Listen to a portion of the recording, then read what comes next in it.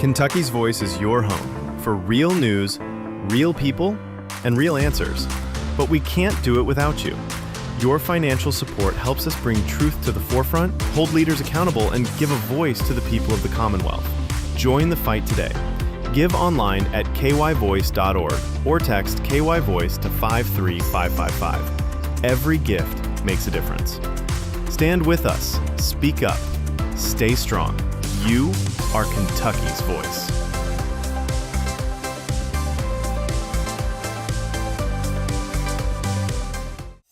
Are you ready to stand for truth? Kentucky is at a crossroads, and we need voices that won't back down. This is your moment to rise, speak up, and be part of a movement that's changing the narrative in the Commonwealth. Kentucky's Voice is calling on bold citizen journalists, fearless editors, and those unafraid to speak truth in the public square. Volunteer, intern, contribute. Scan the QR code or visit kyvoice.org to join the fight. This is more than media. This is your moment. You are Kentucky's voice.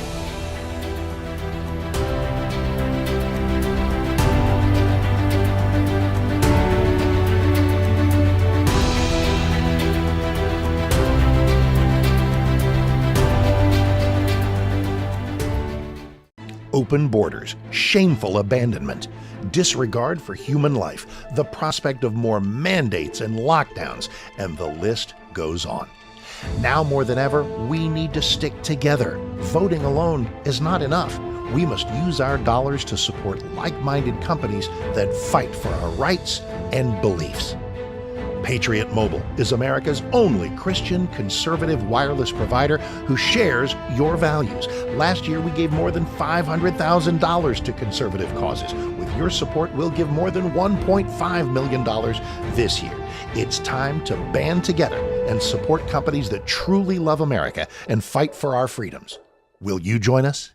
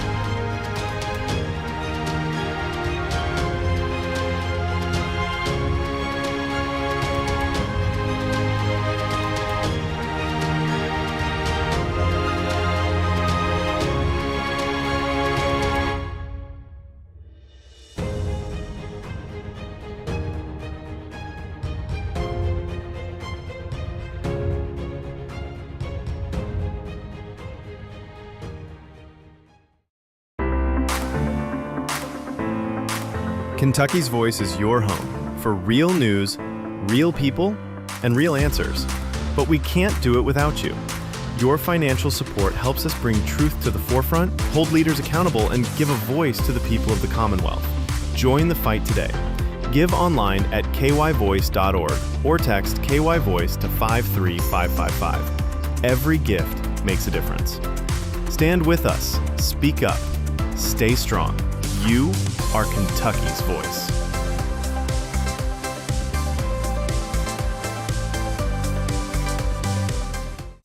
Are you ready to stand for truth? Kentucky is at a crossroads, and we need voices that won't back down.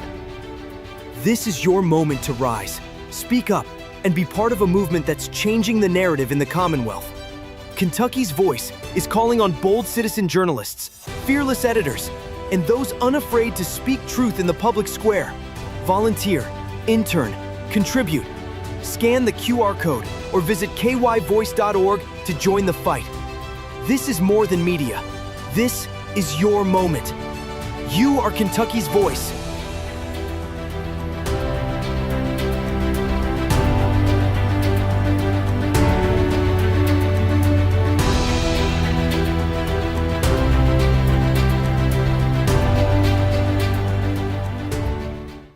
Open borders, shameful abandonment, disregard for human life, the prospect of more mandates and lockdowns, and the list goes on.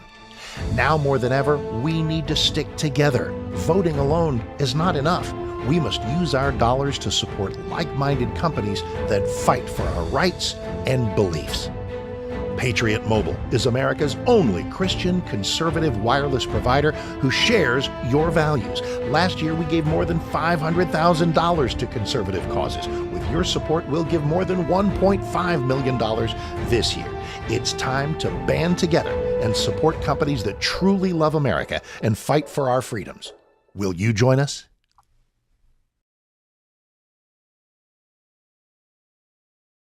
Is Kentucky's Voice Radio, covering the latest state and local issues with Tom Fallbush, Bob Scott, and Jim Waters.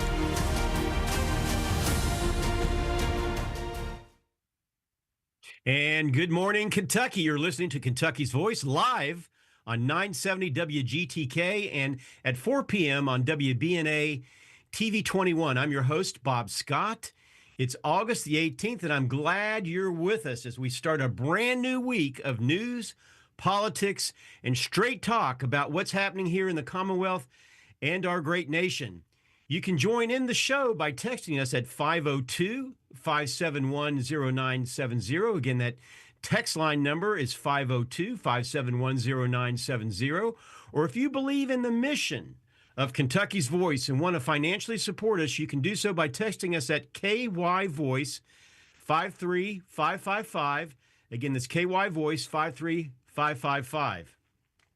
On a personal note, my family and I are preparing for a very special trip later this week. We're heading down to San Antonio, Texas, to see my oldest son, Luke, and his good friend, Will Sullivan, graduate from the United States Air Force Security Forces Officer Skills Training.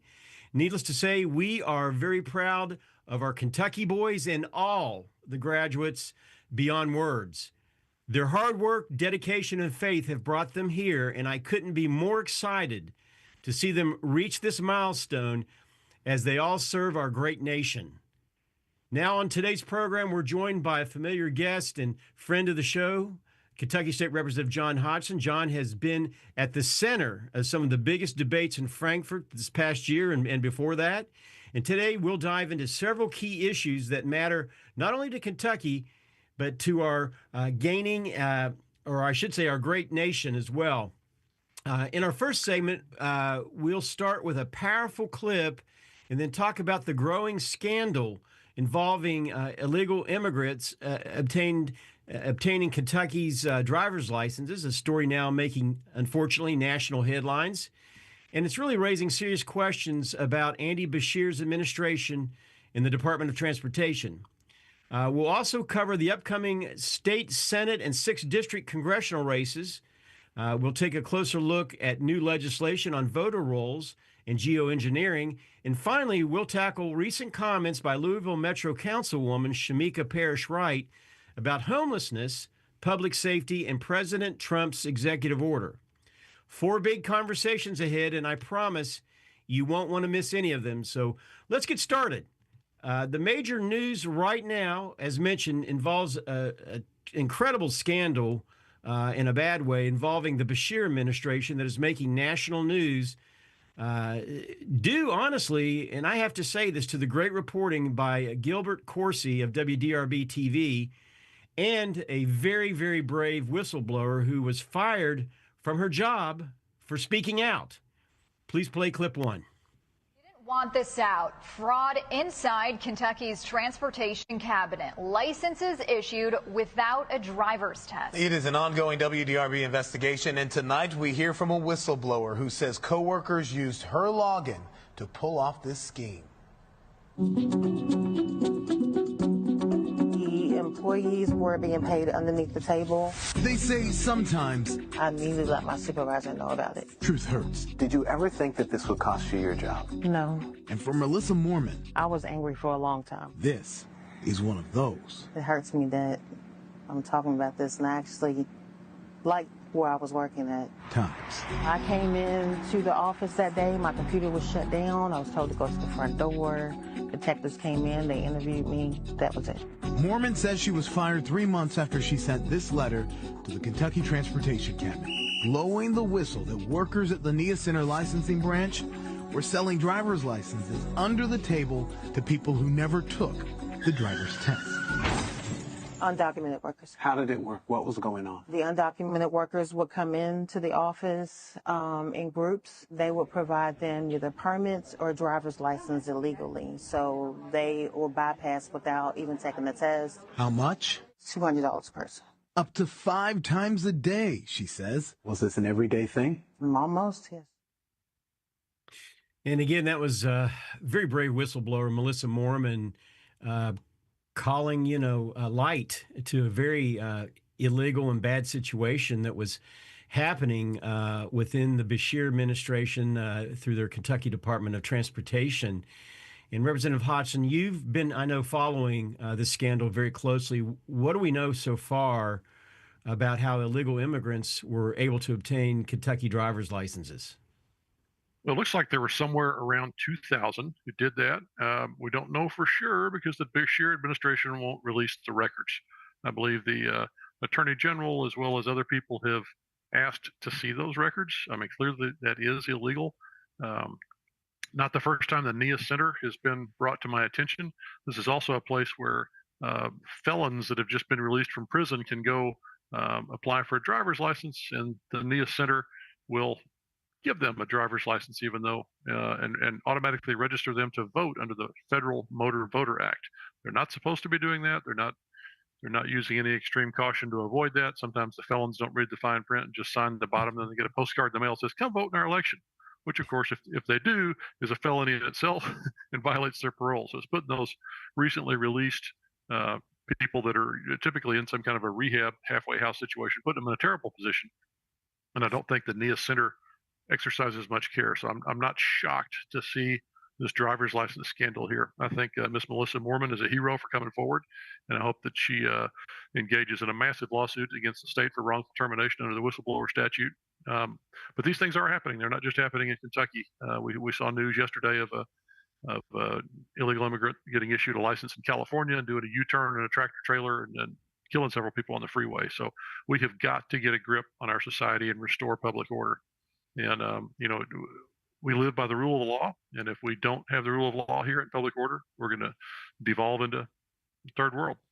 Yeah. And that's, I think, some of the efforts that are being made on the other side to make that very thing happen. And of course, the situation you just mentioned, where sadly 4 people died because of an illegal immigrant who was issued a driving license, not just a driving license, but, the ability to drive a big rig truck. And that happened in Florida, where Florida is very, very stringent on regulations down there. But that just goes to show that if something happens in one state or something illegal like that, that would be illegal in another state, but not necessarily illegal right now in California, how the reverberations of that can impact really and affect us all. That's right. And I think that license was issued in California and the accident happened in Florida. So that's correct. Yeah. So yeah, and that's what's scary. Governor Beshear's administration, John, and the Kentucky DOT are, whether they like it or not, they're at the center of this. And it's my understanding this investigation or questions have been asked, as you mentioned, for a while, but I know at least since April. And obviously, this situation was brought to their attention by Melissa Mormon, and sadly, instead of saying, "Hey," congratulating her and lifting her up, as is the case in a lot of whistleblower situations, she paid the ultimate price with having her employment terminated. What can we do about this? And as far as getting to the bottom of this? Well, certainly we have to continue to investigate. Our law enforcement agencies headed by the Attorney General have to dig into that. I've initiated some investigation, talking to the director of the Kentucky Board of Elections, saying, "Hey, these people that got driver's licenses, illegal aliens, did they also get registered to vote? Because there's a Federal Motor Voter Act Yes. when you get a license." So we are investigating that. I'm, vice chair of the Elections Committee. We'll be hearing testimony on that at a future meeting and seeing what that investigation turns up, because it's quite possible we got 2,000 illegal aliens put on the voter rolls by these illegal actions. Somebody accepted a bribe. The management of the NIA Center and some other places allowed it to happen. And those people could not just be driving illegally, but voting illegally. We've got to get a grip on this. And you just mentioned it, and yeah, again, it affects so many things. It sets off a chain reaction. That's right. Mentioning election integrity, security, and as we've just seen, road safety. From your perspective, and we have a little bit over a minute and a half to go. From your perspective, is this a matter of incompetence or something more that is deliberate?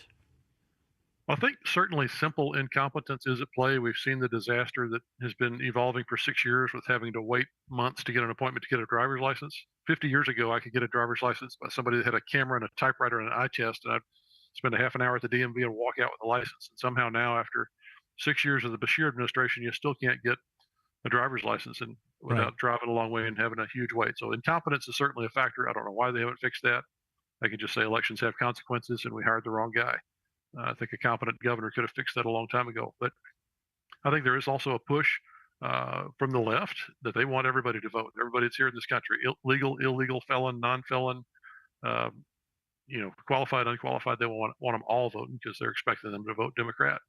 And those two things are tied together here. I think the motor voter law has been disastrous around this country. Yeah, and that's absolutely correct. If you're just tuning in, you're listening to Kentucky's Voice. My special guest today is Kentucky State Representative John Hodson. We will be right back with more. In fact, we'll be talking about the Kentucky Senate and 6 congressional races when we do come back.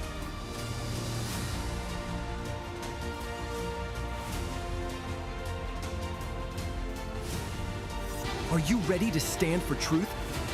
Kentucky is at a crossroads, and we need voices that won't back down.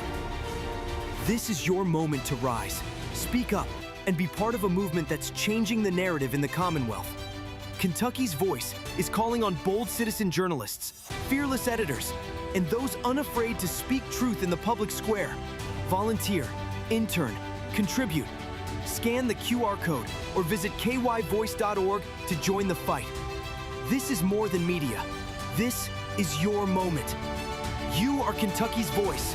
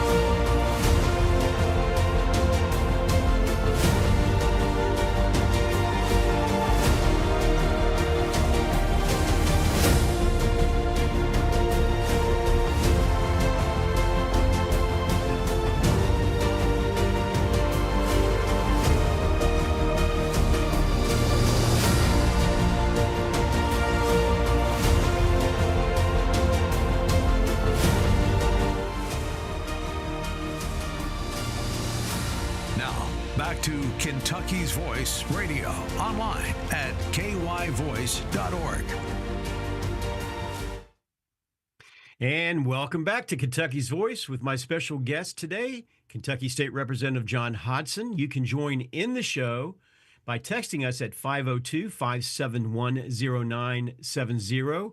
Or if you believe in the mission of Kentucky's Voice and want to financially support us, you can do so by texting us at KY Voice 53555. And we actually have, John, already gotten a text in, and the text is referring to our last segment where we were talking about the Beshear administration scandal involving the Department of Transportation issuing license to illegal immigrants for $200 a pop. I don't know how much truth necessarily is in this, but this explains how the Uber drivers get a license without being able to speak or read English. They don't have to take the test. Thanks, Beshear.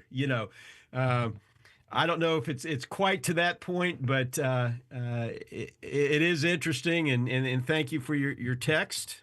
We do try to read them all, folks, as you just heard. I will tell you, John, we are looking, and I guess segueing over to the upcoming U.S. Senate race, and I really want to take a deep dive into that because I know you're very intimately involved with that. I do have a clip from Fox News that I would like to share involving that race. It's getting national attention. Please play clip 3. Well, the race for Mitch McConnell's Senate seat is shaping up. Former Attorney General of Kentucky, Daniel Cameron, and current Congressman Andy Barr are among the Republican challengers for the soon-to-be open seat. But the other top contender is businessman Nate Morris, and he joins me now. Nate, you're a very fascinating candidate. I've followed your race, and obviously this is the former Senate Majority Leader Mitch McConnell's seat, a heralded seat, and you've got David Cameron, very popular, as is Congressman Barr in his Lexington district. But you are sort of the outside lane guy, and you have remarkable support from J.D. Vance. People paint you as the J.D. Vance candidate. Why is that?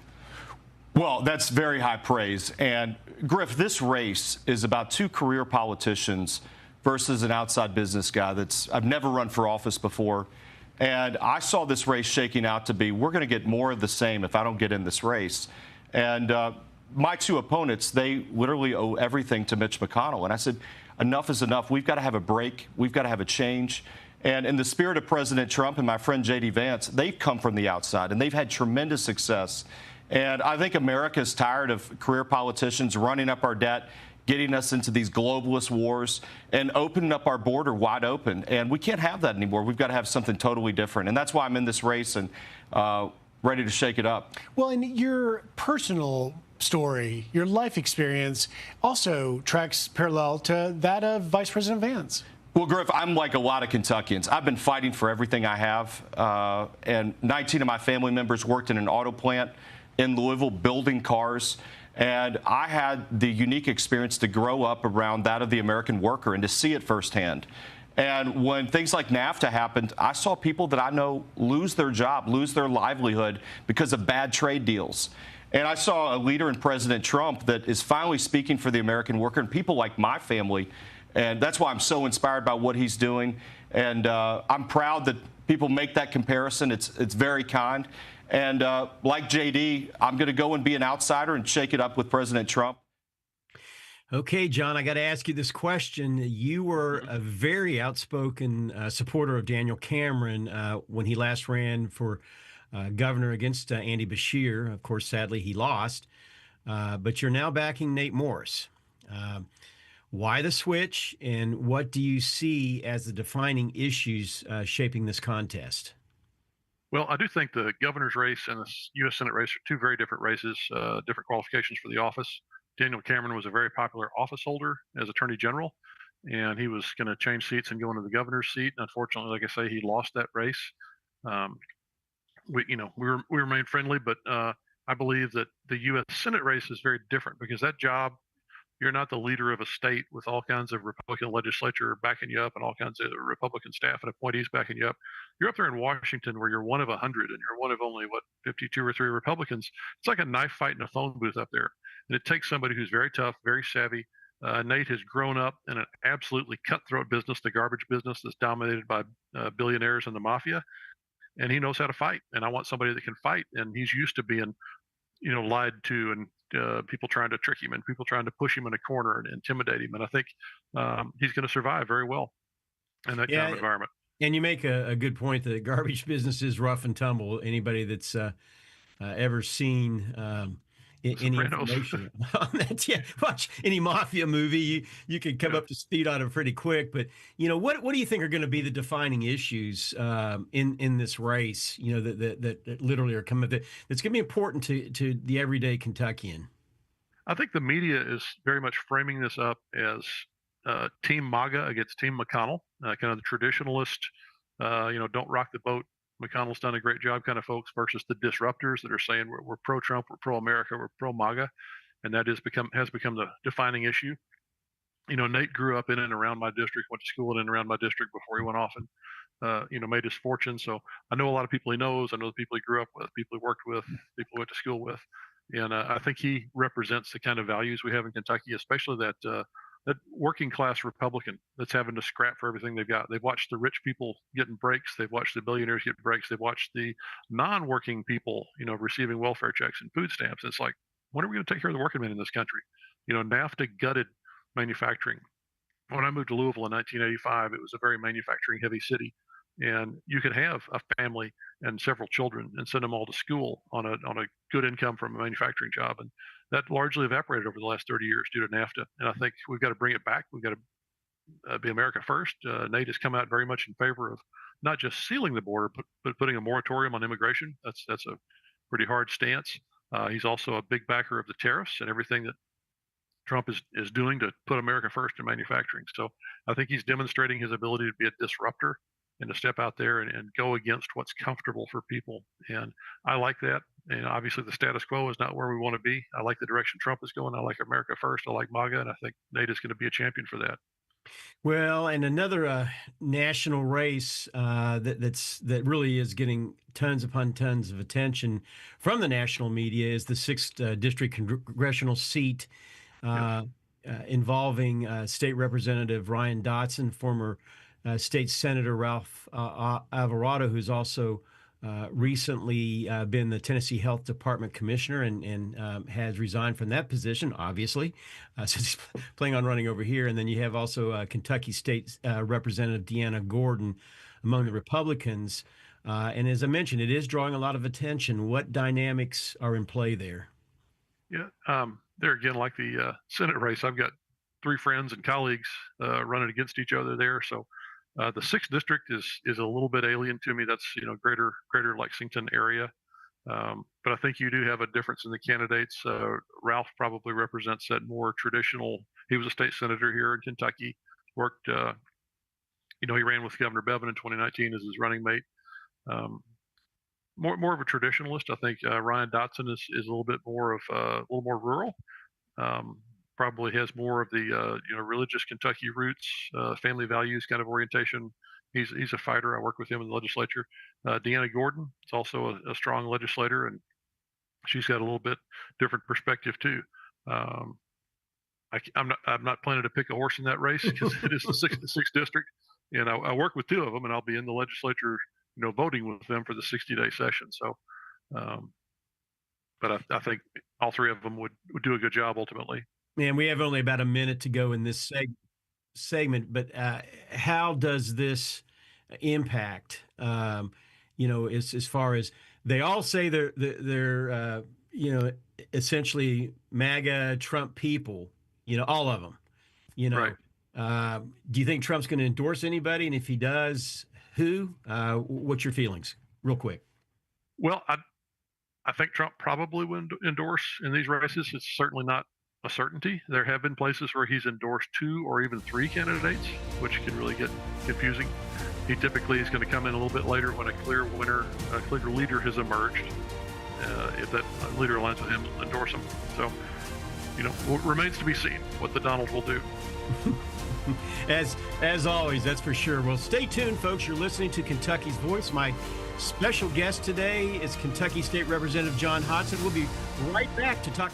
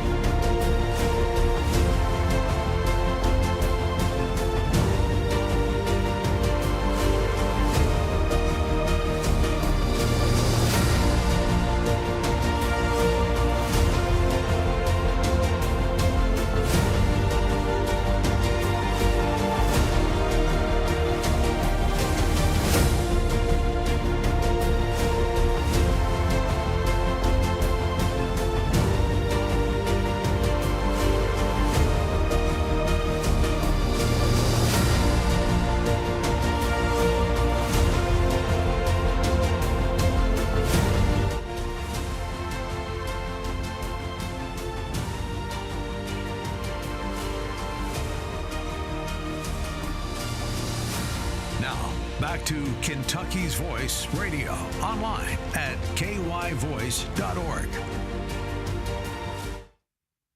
And welcome back to Kentucky's Voice. You can join in the show today by texting us at 502-571-0970. Or if you believe in the mission of Kentucky's Voice and want to financially support us, you can do so by texting us at KY Voice 53555. My very special guest today is Kentucky State Representative John Hodgson from District 36 in Louisville. I have a short clip that Representative Hodgson recently recorded. If we would, please play that clip. Hi, I'm John Hodgson, State Representative, District 36 in Eastern Jefferson County. I've got some good news to share on election integrity. My House Bill 44 from last year has yielded some excellent results from the Kentucky Board of Elections on cleaning up our Kentucky voter rolls. Now, for the first time, you can view online the details of how over 750,000 ineligible voters have been removed from the rolls in the last 4 years. Some are dead, some have moved, some have become felons or were judged mentally incompetent. Check this great work out for yourself at the Kentucky Board of Elections Election Integrity website at the link shown on your screen. The Kentucky Board of Elections has also published a new voter residency list for every county that's available at the link shown on your screen. For the first time, you'll be able to look up an address and see how many registered voters are linked to that address. There's no personal identifying information at all, just the raw number. If you see something that looks odd, like 4 people registered at your home where only 2 people live, you can report that discrepancy via a new online form at the link shown on your screen. Elections belong to all of us that are U.S. citizens and eligible voters. We all need to work together with our county clerks and Board of Elections to make sure our voter rolls get cleaned up and stay cleaned up. I hope you'll take some time to review these new online public resources and join in the ongoing effort to ensure transparency and integrity in our Kentucky elections. Thank you for watching.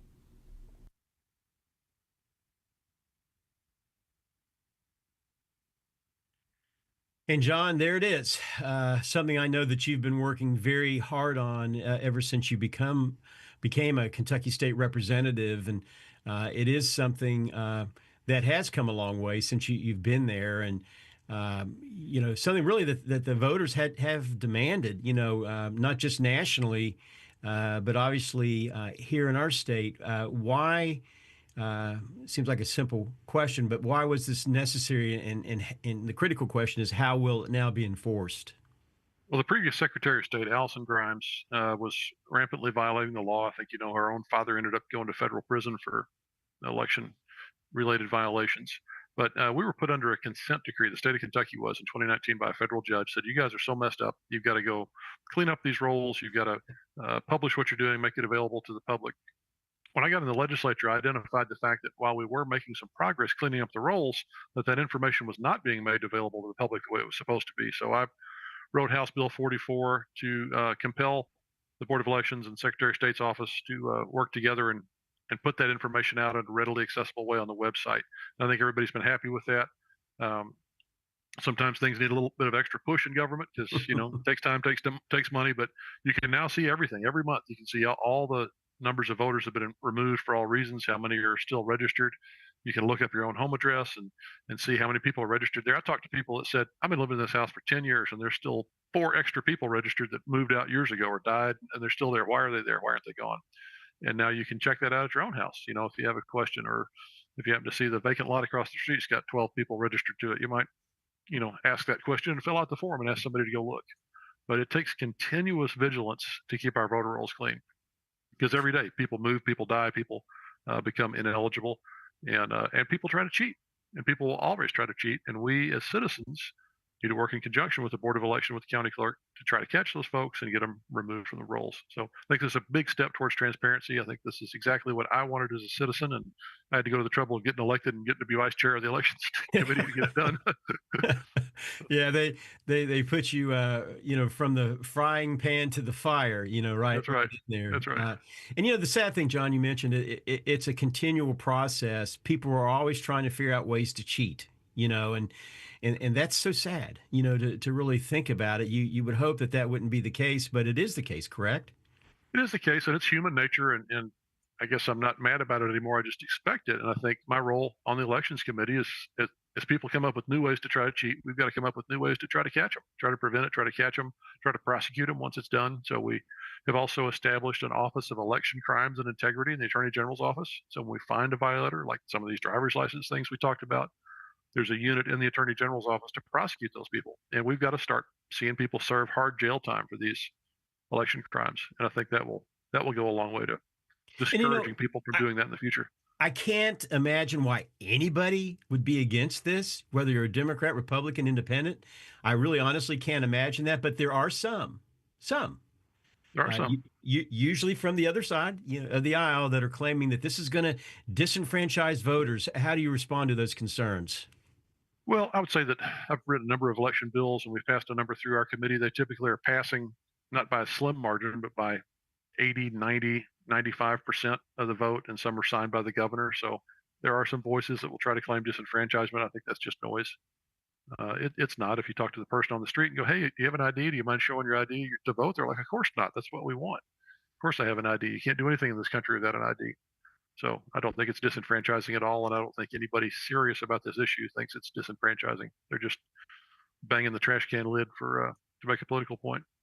And we hear a lot about technology, especially AI lately has been the conversation. And really, what role does technology play in keeping elections secure and voter rolls accurate? I think I'm an engineer in my background, and I think the best solution is when you have an element of technology that's automating a process for you and tracking stuff, but then you have the ability to come in with humans and audit what happened. So one of my bills last year, House Bill 53, we let the tabulators scan and tabulate the votes and print out results on election night, and those are fixed in time, signed by the election officers, taped to the door. But then we come back in a couple of days with a sworn-in team. We break open that machine, and we hand count with hands and eyeballs a select segment of that race and make sure that it matches the tally that was there on election night. Every vote in that machine on a particular race. And we did that in 120 counties, witnessed by the public, videotaped, and we did not find any significant discrepancies across the state. So that gives people a measure of security. But I think you need both. There are a lot of voices that say we need to have 100% hand counting, but where are you going to find thousands of honest people that can sit there and hand count ballots for 80 hours, to get that job done? So I think the best solution, the gold standard in my mind, again, as an engineer, somebody that's worked in quality control, is you do the machine count first, and then you come back with a random hand audit to verify the machine count, because humans are never going to be able to count as fast as a tabulator. But other people care about stuff like this. Banks and casinos, what do? They use a machine to all the count, time. and then they also use a hand count to verify. Yep. Amen to that. We did get from the text line. It's kind of referring back to our last segment, and the texter says, "Boy, that's rich, giving out licenses. Wonder if any were CDL," and we know the California situation it was. "We must wait in line for hours just to renew them, and I guarantee you it was probably like that in every state once the word got around that a license could be bought illegally." And this, again, is something that's been a problem, and it is a problem, with regard to some states doing things that would be illegal in other states, Right. So any thoughts about that text? Well, I think he's right on target, and I think reciprocity between the states exposes Kentucky drivers to whatever foolishness they do in California, and I think we have to have smarter voters and elect better people all across this country, but particularly we need to keep our own house clean, and we need to prosecute everybody involved in the chain of this. People need to do hard jail time for this. Yeah, and I'll get to some. We're getting a lot of text today, so that's good. I know we must be over target when that starts happening, but I do want to get in this segment, and I promise we'll get to your texts that you've sent in, shifting gears with regard to legislation involving geoengineering that we're hearing a lot about. Yes. That. I know that's something you've been at the forefront on. And it's something that Kentuckians are just learning about, but they are getting up to speed on it. But you are in the process of coming back, and I guess in the next legislative session, and bringing some legislation forth regarding that. Yes, Senator Steve Rawlings and I worked on a bill for this last year that did not get a hearing, disappointingly, and we're going to do that again. But we actually have a hearing scheduled for the 29th of August in the Natural Resources and Energy Committee. So we're going to get this subject aired out. We're going to talk about it. What geoengineering is is the pseudoscience of injecting materials into the upper atmosphere. And I'm talking 35,000 to 50,000 feet that will reflect sunlight. It's called stratospheric aerosol injection. We're going to try to reflect sunlight back into space and cool off the Earth, for the whole green agenda, which is crazy because whatever you inject up there will eventually precipitate down and fall on our farmland and get into our food. So I don't want that over the skies of Kentucky. Governments around the world, private actors and NGOs have expressed interest in this. Some are already experimenting with this.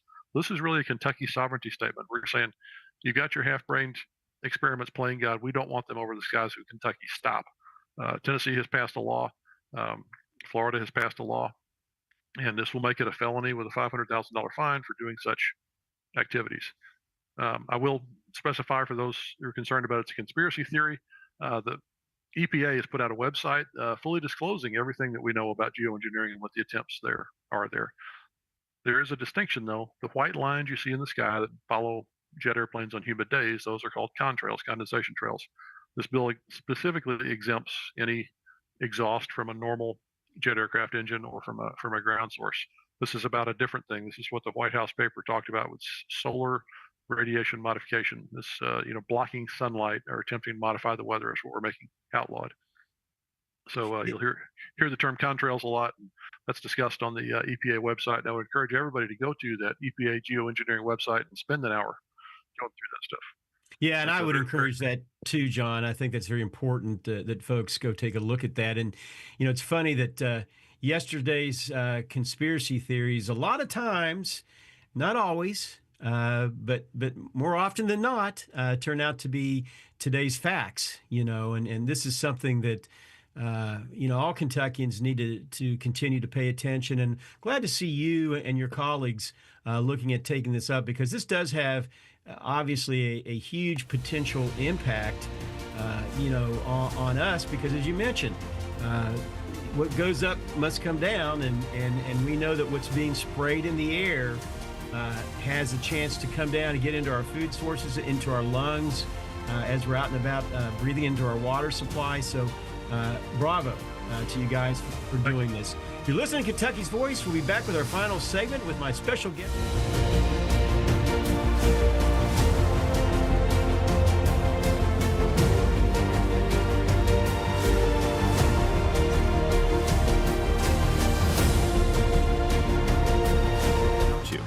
Your financial support helps us bring truth to the forefront, hold leaders accountable, and give a voice to the people of the Commonwealth. Join the fight today. Give online at kyvoice.org or text KYVoice to 53555. Every gift makes a difference. Stand with us. Speak up. Stay strong. You are Kentucky's voice.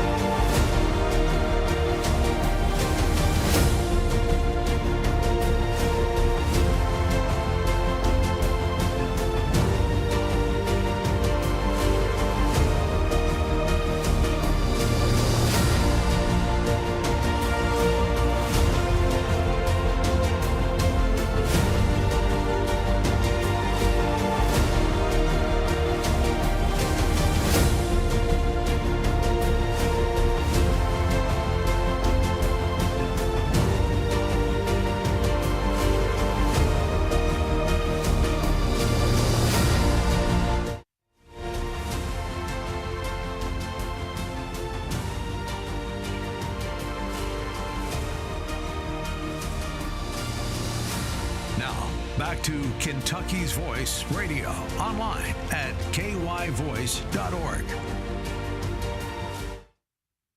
And welcome back to the final segment of Kentucky's Voice with my special guest today being State Representative John Hodgson.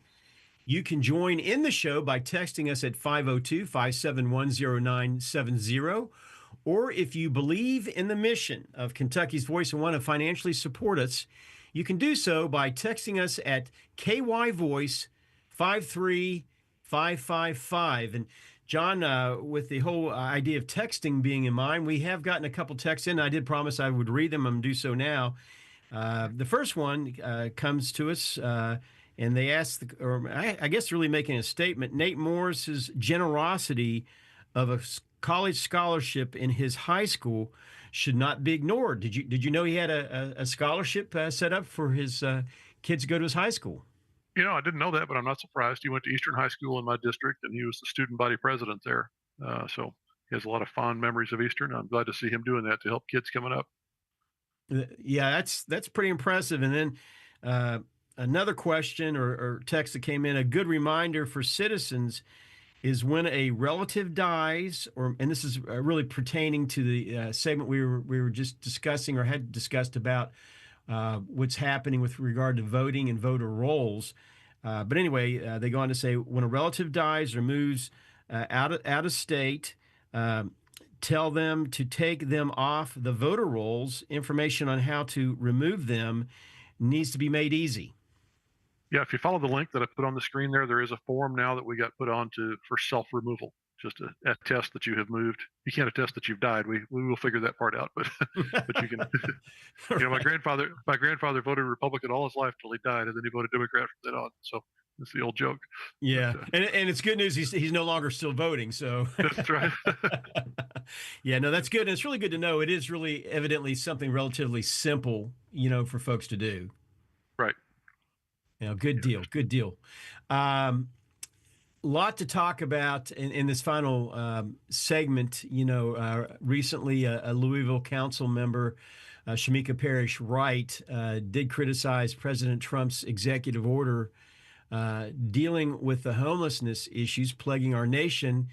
And strangely enough, it seems to be mainly Democrat-run big cities like Louisville that are being impacted with regard to this. And I wanted to see what your thoughts were with regard to Councilwoman Shamika Parrish Wright's claim that President Trump's executive order is about criminalizing homelessness.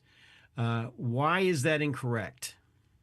Well, I did have a lot of thoughts to share on that, and I actually wrote a letter to the Courier-Journal, asked them to publish that as a counterpoint to what Parrish Wright did, and they didn't even call me back. So I'm glad that Channel 21 here has given me equal time for the response. But what we did here in Kentucky closely parallels to what Trump calls for in the executive order. We did not criminalize homelessness. There's no crime in being homeless. What we did was say you cannot sleep in a non-designated area, like a sidewalk or a street or a park or a cemetery. You can go to places where it's lawful to camp, and you can, live in a tent there if, for whatever reason you need to do that. And that starts with a citation. First, the police officer just say you need to move along and not be here. And by the way, can we help you find some services? We've got shelters, we got veterans benefits, we got rehab centers. How can we help you get something? And Officer Caleb Stewart runs that part of the police force. He does a great job here in Louisville with that. But if the person is recalcitrant, if they don't want to cooperate, if they become belligerent, they can get a ticket. If they escalate that to the next level, it can result in an arrest. But even if you somehow end up in jail, you didn't want to move, you got belligerent, you got arrested, you ended up in jail, the judges all have the ability to divert you into a rehab program as an alternative to incarceration. And people will try to tell you, oh, homeless people are just like everybody else. It's just a person that doesn't have a home. Well, that is false on its face, because a very high percentage, I'm going to say 70, 80, some people say 90% of the people that are chronically homeless on the street, sleeping on the sidewalk, have severe mental issues or drug abuse problems. And that's the primary reason they are homeless. It's not that they just, if Bob Scott woke up one day and his house burned down, didn't have a place to live, I feel sure by nightfall, you'd have plenty of friends and relatives that would say, Bob, you can come, sleep on my couch in my spare bedroom. You wouldn't be homeless for 24 hours. But if you're a person who abuses drugs, that's got social adaptation problems, the number of opportunities like that to you are pretty small because people's like, you're not going to come across a problem at my house. And what we have done is there's a pernicious program that's referred to as Housing First that was advocated by the Obama administration and by the Biden administration. And that says homelessness has nothing to do with your behavior. You just come and we're going to give you a dry, comfortable, safe place to go live your life, and you can continue using drugs. You can continue your criminal activities. You can continue in non-treatment. And we're going to have the taxpayers pay for that. We can't require anything of you.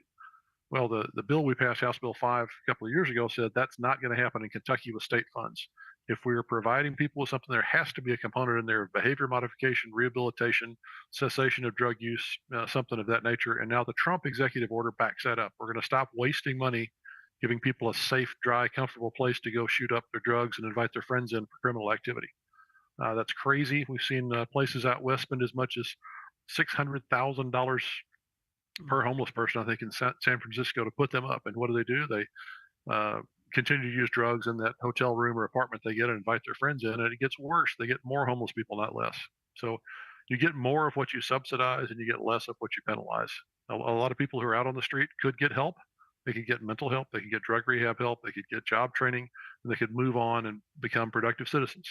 Some perhaps can't. And another part of the Trump executive order says we need to relook at long-term involuntary confinement. If you're a person with such severe issues that at 3 o'clock every afternoon you rip your clothes off and run naked down Main Street, that's a little bit disruptive to society. It tends to, cause a problem for local businesses. And maybe that person needs to be in a permanent supportive living situation where they've got 3 square meals a day in a bed and people who are making sure they get their medications and, and get counseling or rehab or whatever they need. And that's a lot of what Trump's executive order is calling for. We're not just going to let you lie on the street in mental illness and drug addiction and die as you spiral down and slowly die over the next 10 to 20 years. There's nothing compassionate in that. So we're going to require that you get help if you get help with your problems, if you get help from the state with housing, and that for the people that just cannot adapt, we need a long-term shelter situation for them, long-term supportive housing. I think those stopped existing in about 1980. At the end of the Carter administration, start of the Reagan administration, there were, a system, they called them asylums. There were problems, but they put all those out of business, and the people that were too mentally ill to be on the street were released. And some of those people live on the streets, and we get new people that are too mentally ill to live on the street, and they're living out there. And that's not good for them. It's not good for society. It's not good for the economy. We don't want to punish the 99 just to let the one run free and naked down Main Street. Yeah, and a good point. And President Trump's doing exactly what he said he was going to do. Big surprise that no one should really be surprised about. And you said a second ago, opponents like to bring up that this is something to punish the poor. How do you respond to that criticism? Well, it absolutely is not. It's there are plenty of shelter opportunities. I believe we reached the point in Louisville where there are 0 families that are without shelter, that are in a homeless situation. And That's people incredible. do have problems. That's incredible. We've put millions and millions of dollars into this. The mayor's office is doing a good job. We want to give people a hand up. We don't want to give them a handout. We don't want to enable their addiction and their mental illness to go on forever, because they will eventually spiral down, cost society a lot of money. They will die in a miserable situation. But it's not just them. They're going to take a lot of people down with them. The San Diego police found that an unhoused or an unsheltered homeless person, somebody sleeping chronically on the sidewalk, is something like 400 times more likely to commit a crime than the average citizen. So, because that's how they make their living. They're going to panhandle. They're going to do pilfering. We've had rapes in Louisville from broad daylight from a homeless guy that slept in the alley by the Yum Center. So a lot of these petty crimes, a lot of things that make it a miserable place for people to go to lunch as business people, for conventioneers. If we want to have a thriving downtown scene, we've got to have the unsheltered homeless situation under control. And people that need help need to get help. They need to get rehab. They need to go to shelters. They need to get mental health counseling. And you can't just leave them running on the streets doing whatever they want. And obviously mental health and substance abuse are the 2 major things that play into reducing homelessness and public safety risks. So you feel, and in fact, I guess that would be my big question is, how do you feel Kentucky is doing with regard to this since the legislation, House Bill 5 was passed, and as we are right now as a state moving forward. We actually have more substance abuse recovery beds per capita than any state in the union. So we have ample resources for people to get into rehab if they want to get I did cleaned not up. know that.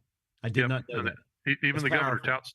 Yep, the governor touts that all the time. Now this has been, our Appalachian area has been the hotbed of opioid abuse, and so it makes sense that we've got that many beds. But there are ample resources to go into recovery if you want. If somebody wants to get well, they can access those resources, and there's Medicaid will pay for the first 30 days. They've got private people that'll pay after that. You get job retraining. If you want to get well, there's somebody in Kentucky that's going to help you get well. If you want to, stay on the street injecting opioids and be a menace to society, we're going to not allow that as an ordered society. We're going to try to get you better. If you refuse to get better, you may go to prison. You may go to a long-term care facility. But we can't have a successful ordered society when it's not safe for people to be on the street. I think what we do with House Bill 5 is in lockstep with Trump. We have seen results in Louisville. The number of unsafe encampments over a year is down 80%. The number of, where somebody's encamping like on the sidewalk in front of the children's hospital, blocking people in their wheelchairs from getting to the hospital, that kind of crazy thing. The police report that these chronic addicts are now starting to get help. The rehab facilities say they got more formerly homeless people coming in getting rehab. The complaints about homeless encampments are down about 40%. So while there may be more individuals still in crisis in general, the level of the crisis is less. They are perhaps less of a danger to the public now that we've passed this law. And I think overall it discourages people from adopting that as a lifestyle to the extent that it's their choice. Yeah, awesome. Well, listen, John, that does wrap up today's edition of Kentucky's Voice. I want to thank my guest, State Representative John Hodgson, for joining us and sharing his insights on the issues shaping our state, from election integrity to public safety to holding our leaders accountable. These aren't just headlines. They're matters that affect your family, your community, and the future of the Commonwealth. And as always, we'll continue to ask the tough questions that make a difference. And on a personal note, as I prepare to head to San Antonio this week to see my son Luke and his friend Will graduate from the Air Force Security Forces Officer Training School, I'm reminded of the values that make Kentucky and America strong: faith, family, service, and commitment to something greater than ourselves. Thank you for spending part of this Monday with me. Back next time. God bless you, and may God continue to bless the United States of America. Amen. Thanks, Bob.